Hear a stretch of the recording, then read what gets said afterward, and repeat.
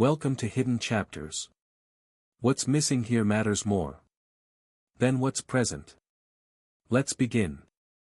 We tracked the signal for 6 hours. It never stopped moving. No pauses. No mistakes. Just enough distance to keep us chasing. The signal was clean. That was the detail no one argued with, and the one that mattered most. It wasn't flickering. It wasn't bouncing between frequencies. It didn't behave like something damaged or improvised. The data stream was stable, continuous, and precise in a way that suggested intent rather than error. Someone wanted this signal to be followed. The transponder had been friendly once. Standard issue. Designed to prevent mistakes in environments where mistakes don't get corrected. It wasn't supposed to exist outside our inventory, let alone broadcast openly through contested terrain. Yet there it was. Moving. We locked onto it just after first light. The terrain ahead wasn't extreme, but it was unforgiving, broken ridgelines, shallow valleys, scrub thick enough to limit sightlines, narrow passes that forced movement into predictable channels. Ground that rewarded patience and punished speed. The signal didn't rush. That was the first thing that unsettled me. Most people running don't think about pacing. They sprint until panic forces them to stop. They hide. They double back. They make mistakes. This signal did none of that. It moved at a steady, deliberate speed, like it had somewhere to be, not like it was trying to disappear. We pushed anyway. The first hour passed without contact. No movement. No shots. No visual confirmation of anything except terrain and distance slowly closing. The transponder remained just far enough ahead to matter, updating consistently, pulling us deeper into ground that offered fewer options the farther we went. At 90 minutes, the signal adjusted course. Not sharply. Not reactively. Deliberately. It angled toward higher ground where radio clarity degraded and visibility collapsed. I felt the change immediately, not on the map, but in the way the team moved. Spacing tightened. Voices dropped.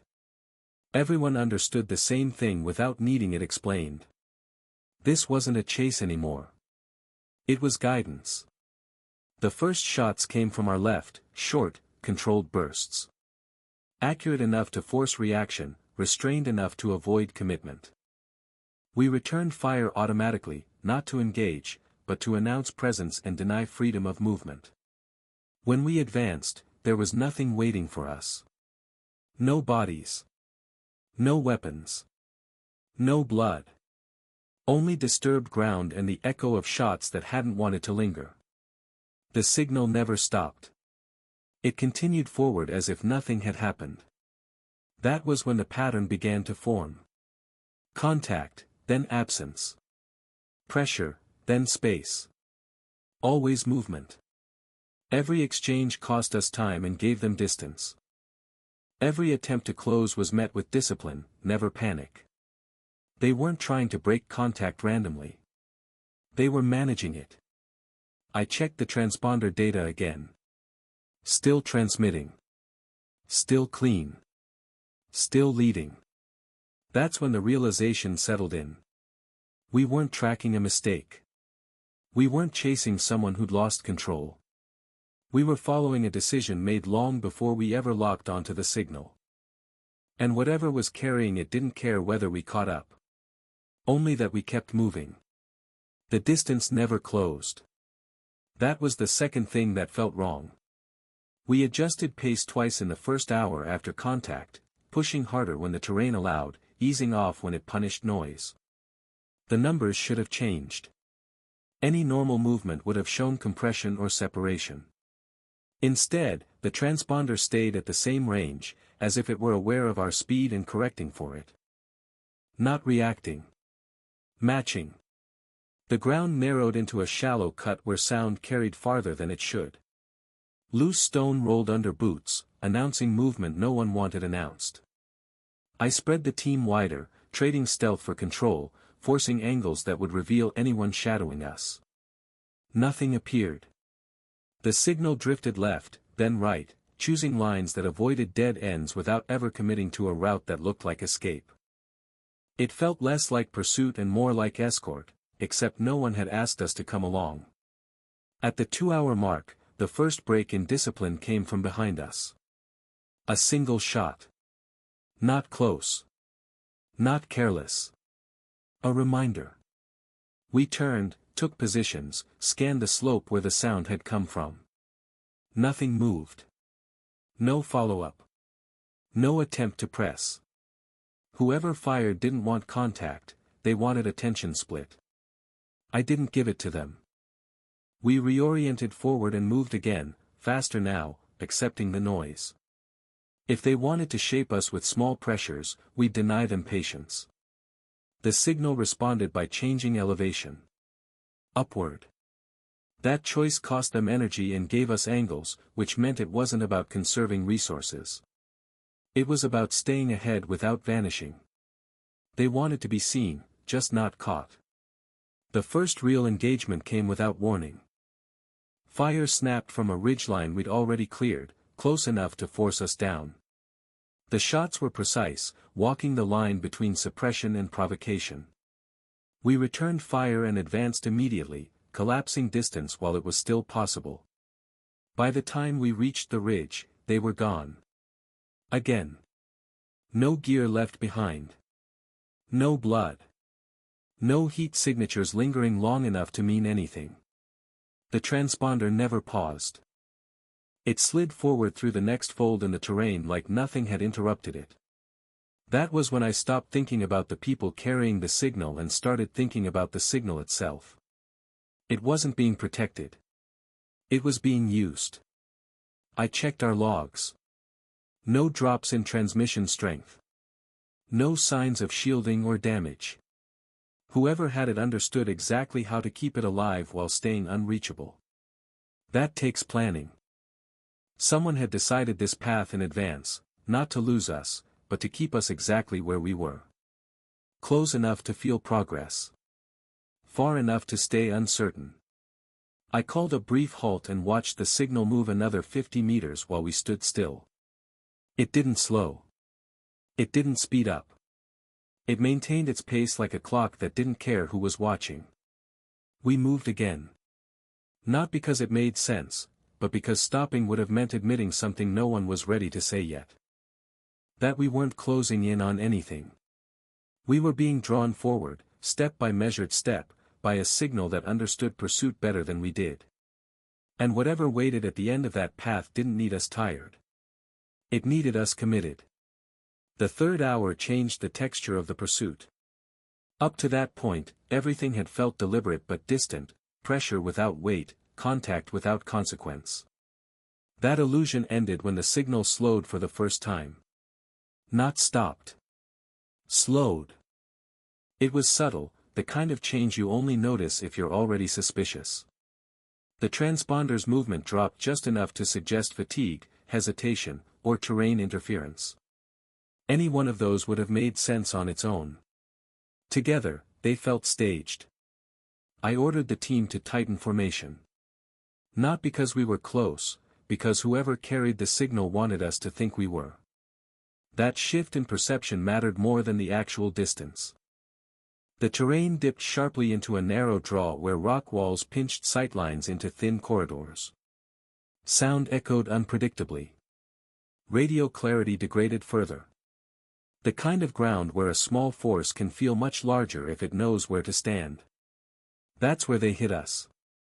Fire erupted from both sides almost simultaneously, not a full ambush, but enough to force us down and divide attention. Rounds cracked overhead, impacting stone with sharp, brittle sounds that made it hard to judge origin. We returned fire and pushed forward immediately. That was the key. If we hesitated, they'd disengage cleanly again. If we advanced, we forced them to spend time, the one thing they'd been controlling perfectly until now. The engagement lasted less than a minute. Short, violent, contained. I caught a glimpse of movement through dust and shadow, figures breaking contact, peeling away with practiced coordination. No panic. No mistakes. They withdrew like they'd rehearsed the timing. By the time we reached their firing positions, they were empty. Again. But this time, something was different. The transponder was closer. Not by much. Not enough to guarantee contact. Enough to change the math. They'd let us close distance deliberately. I checked the signal twice, then a third time, making sure it wasn't a misread or terrain distortion. It wasn't. The gap had narrowed, and it hadn't been an accident. They'd paid for time with contact. Which meant time was more valuable to them now than distance. That realization shifted everything. We moved faster, accepting exposure, accepting noise. If they were willing to trade controlled engagement for delay, then whatever lay ahead mattered more than keeping us at arm's length. The terrain rose again, opening briefly into a plateau scattered with broken stone and low cover.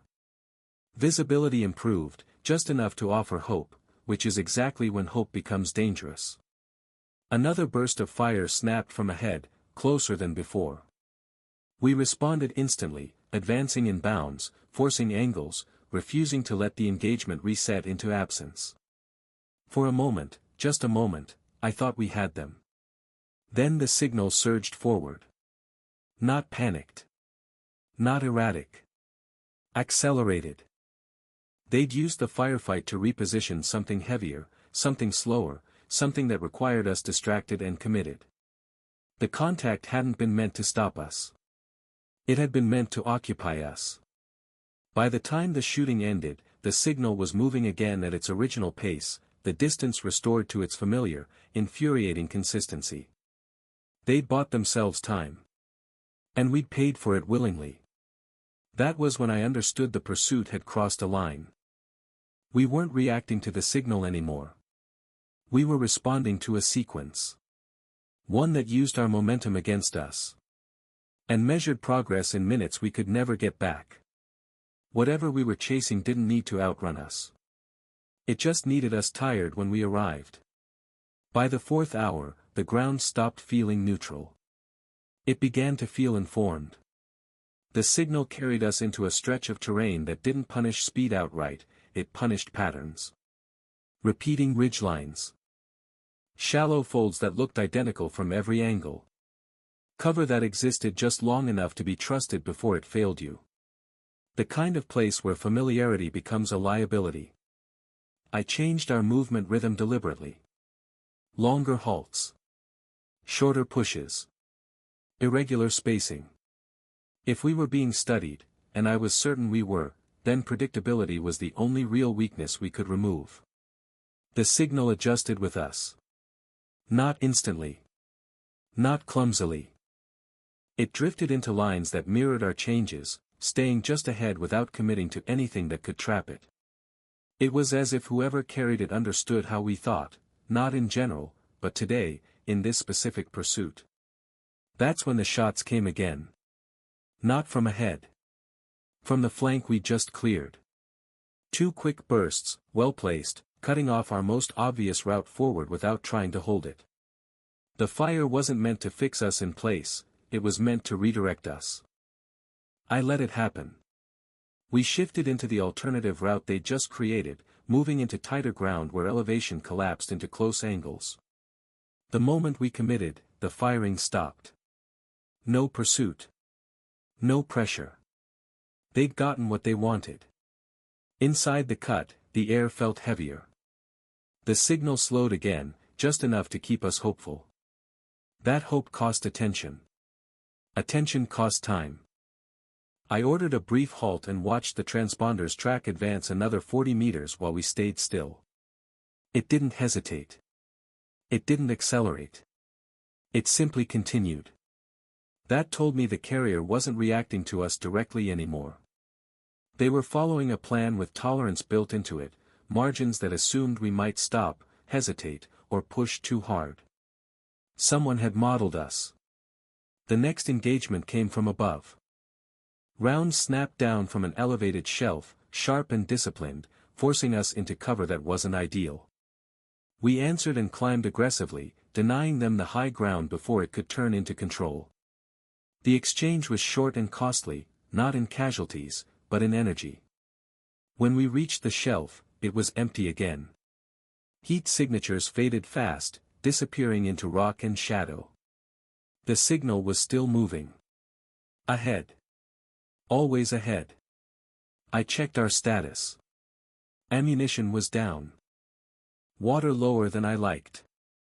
Fatigue setting in at the edges, not obvious, but present. The kind that doesn't slow you down immediately, just enough to make decisions heavier. That was the real danger now. Not the firefights. The accumulation.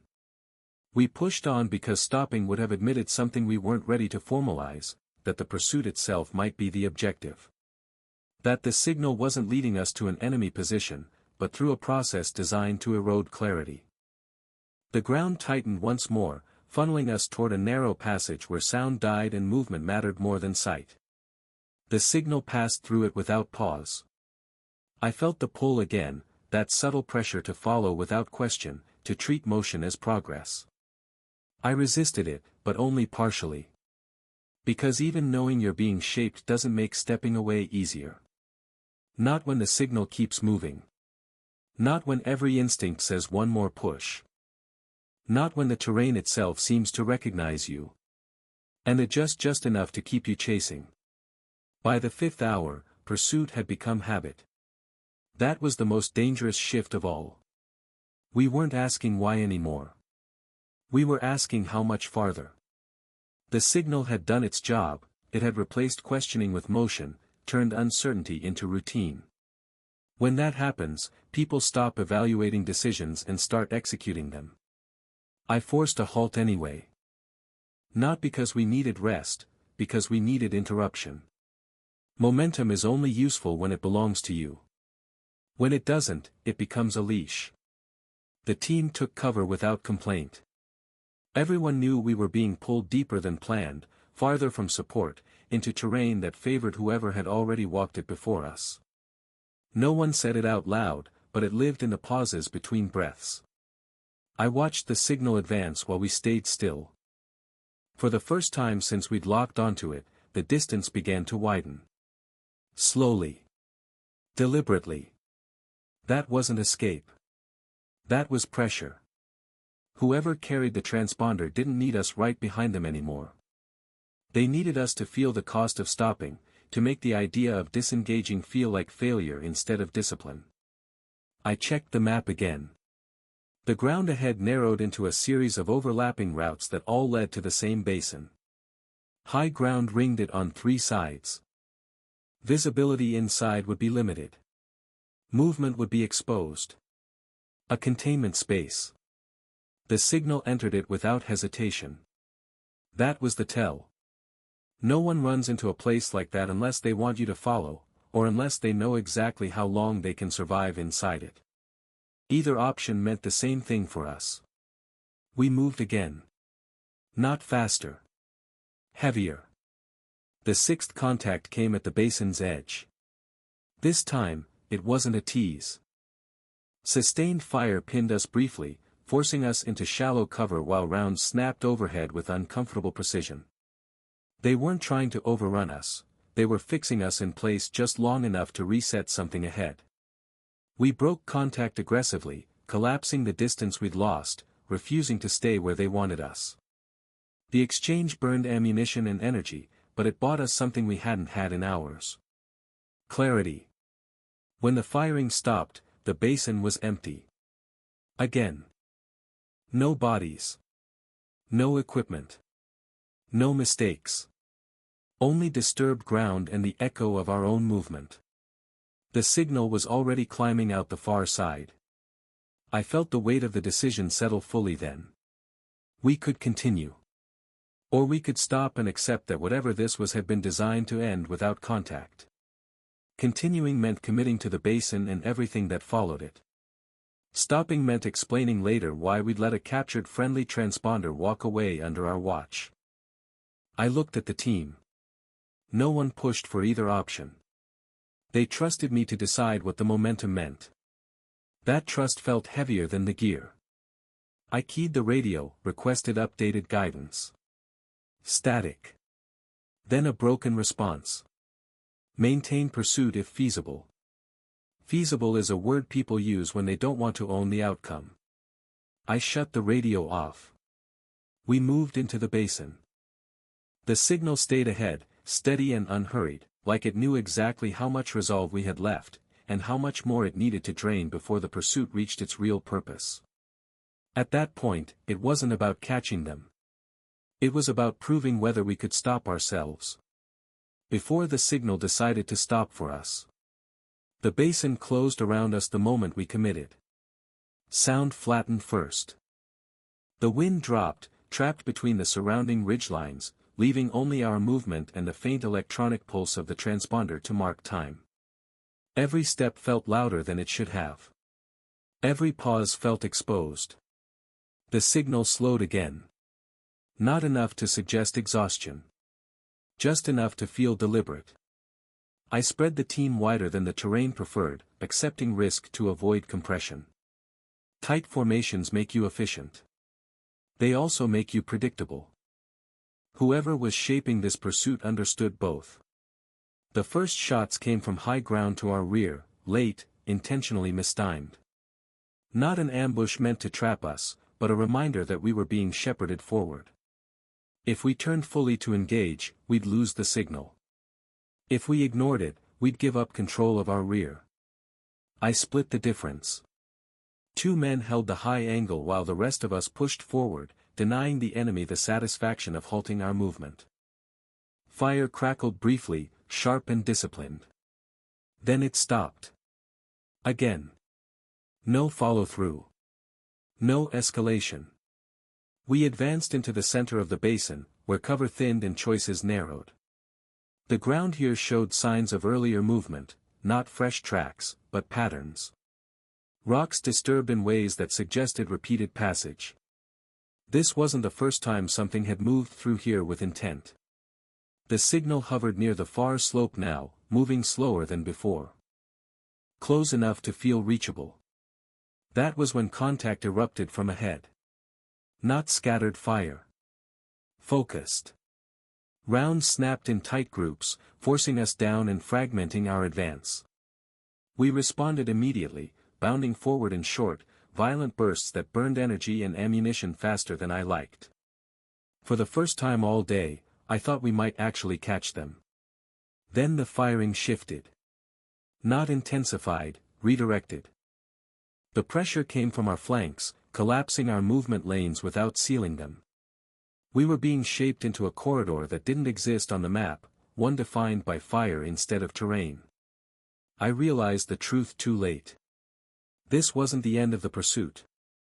It was the moment designed to stretch us the furthest, to force commitment when fatigue was already deciding for us. We broke contact with effort, pulling ourselves forward rather than backward, refusing to retreat into a space that no longer belonged to us. The firefight dissolved as quickly as it had started, leaving nothing behind but heat signatures fading into rock. The signal surged. Not panicked.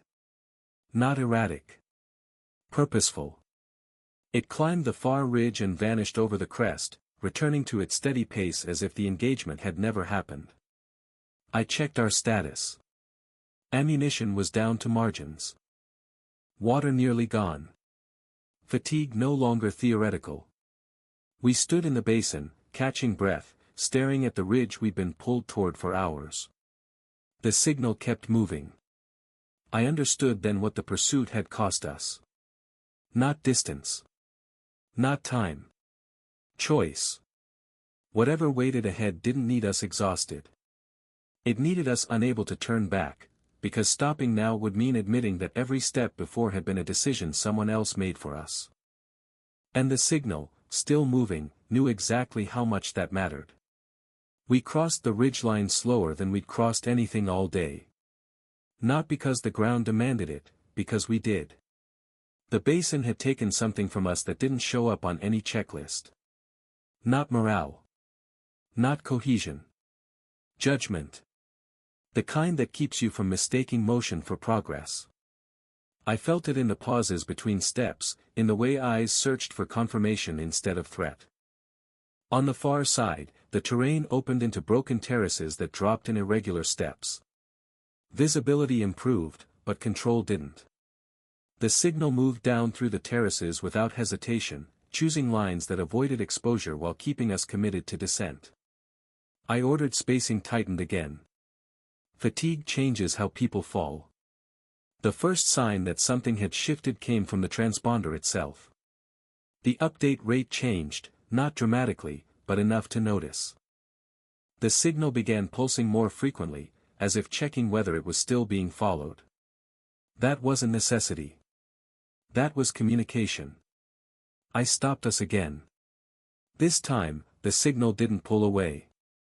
It slowed with us. That confirmed it. Whoever carried it wasn't escaping anymore. They were managing proximity, keeping us close enough to matter and far enough to avoid resolution. The pursuit had turned into a conversation conducted entirely through distance. The next contact was the briefest yet. 3 shots. Close. Accurate. They struck stone near our feet, not bodies. A message delivered with restraint. We returned fire instinctively, then immediately cut it off. When we advanced, there was nothing there but disturbed dust and the smell of burned propellant. The signal moved again. Always forward. I checked our map and felt a cold recognition settle in. The terraces funneled toward a narrow saddle that dropped into another enclosed space, smaller than the basin, steeper, harder to maneuver. A place where radios would struggle and movement would compress whether we wanted it to or not. A place where pursuit becomes obligation. I keyed the radio and tried to raise command. Nothing but static. Not interference, distance. We were beyond the range where reassurance mattered. I gathered the team and spoke plainly. "We're being pulled," I said. "Not chased. If we continue, it's because we decide to, not because the signal tells us to." No one argued. But no one suggested stopping either. That silence answered the question for me. We moved toward the saddle. The signal slowed further now, almost waiting, like it wanted us to see the shape of the ground before committing. That patience was unsettling. It suggested confidence born from preparation rather than opportunity. As we entered the saddle, the world tightened again. Walls rose on either side, cutting off peripheral vision. Sound narrowed. The air felt trapped. The signal dipped out of sight. Not vanished. Just hidden by the terrain. I felt the pull return, stronger now, the urge to crest the next rise, to resolve what had been stretched for hours. To finally turn pursuit into contact. That urge was the real danger. Because by the time you feel it, the chase has already done its work. You're no longer deciding whether to continue. You're deciding how much it will cost to stop. And the signal, still moving somewhere ahead, knew exactly how to exploit that difference. The signal disappeared without warning. Not faded. Not degraded. Gone. One update it was there, steady, moving just beyond the rise ahead of us. The next, the screen cleared as if the transponder had never existed at all. No error code. No loss of signal warning. Just absence. I stopped the team immediately. Not because I needed to, because instinct did it for me. When something that has guided your movement for hours vanishes, continuing without it feels like stepping into open space without knowing where the ground ends. We waited. 10 seconds. 30. A full minute. Nothing returned. I checked secondary systems, cross-referenced feeds, ran the diagnostics we'd already run twice earlier in the pursuit. Everything on our end was functioning. The failure wasn't technical. It was intentional. The terrain ahead was quiet in a way that didn't feel empty. Wind moved through the saddle without resistance, carrying sound away instead of reflecting it back. The kind of quiet that suggests something has just finished happening. I ordered a cautious advance. No rush. No bounding. Just controlled movement, weapons high, eyes scanning for anything that hadn't had time to settle yet. We crested the rise where the signal had last been visible and found nothing. No hostiles. No equipment. No sign of movement recent enough to explain where the carrier had gone. The ground showed traffic, scuffed stone, compressed dirt, but not enough to establish direction with certainty. Whoever had been here understood exactly how to erase their departure. That's when the realization hit. The signal hadn't gone dark because they were gone. It had gone dark because it had done its job. For 6 hours, it had pulled us through terrain that favored them. It had cost us energy, time, water, ammunition, and clarity. It had conditioned us to keep moving even when stopping would have been the smarter choice. And now, without it, we stood exactly where they wanted us. Exposed. Fatigued. Committed. I ordered a perimeter set immediately, refusing to let the silence turn into surprise. We held for several minutes, scanning every angle, waiting for the follow-on that felt inevitable. It never came. No attack. No movement. No attempt to capitalize. That absence was worse than contact. Because it meant whatever advantage they'd sought had already been secured elsewhere. We were no longer relevant to the operation we'd been chasing. I keyed the radio and finally got through. Signal lost. No contact. Position uncertain. The response came back after a delay that felt too long. Copy. Hold position. Further instructions to follow. Hold position. After 6 hours of motion, being told to stop felt unnatural. Like the pursuit had rewired something fundamental in how we measured progress. As we waited, I couldn't shake the thought that the signal might not be gone at all, just relocated. Turned off long enough to reset expectations. The saddle stayed quiet. Too quiet. And in that silence, I understood the unresolved truth of the pursuit. We hadn't failed to catch them. We'd been released. The signal came back 12 hours later. Not where we'd lost it. Not near the saddle. Not anywhere that fit the terrain we just crossed. It reappeared hundreds of kilometers away. Clean. Stable. Broadcasting like nothing had happened. I was in a temporary command space when the update hit. A junior analyst flagged it first, confused by the timestamp more than the location. The transponder ID was identical. No duplication. No spoofing signature we could isolate. Same signal. Different ground. They asked me if it was possible. I told them the truth. Anything is possible if you stop assuming the other side is reacting to you. The map on the screen showed the new location blinking calmly, as if inviting attention all over again. No nearby friendly units. No immediate threat indicators. Just a familiar electronic pulse waiting to be interpreted. Command debated response options in measured tones. Track. Observe. Verify. No one suggested immediate pursuit. The appetite for being led had evaporated. That, too, felt intentional. I studied the terrain around the new signal. Different region. Different elevation. Different operational picture entirely. Yet the placement carried the same logic, ground that rewarded patience, punished haste, and offered clean exits to anyone who planned ahead. Whoever was carrying the transponder hadn't just moved. They'd reset the board. The conclusion formed slowly, not as certainty but as pattern recognition. The signal wasn't a mistake or a stolen piece of equipment that needed to be recovered. It was leverage. A tool to draw attention when it served them, and to withdraw it when it didn't. A way to consume time and resources without ever committing to decisive engagement. They weren't avoiding capture. They were shaping response.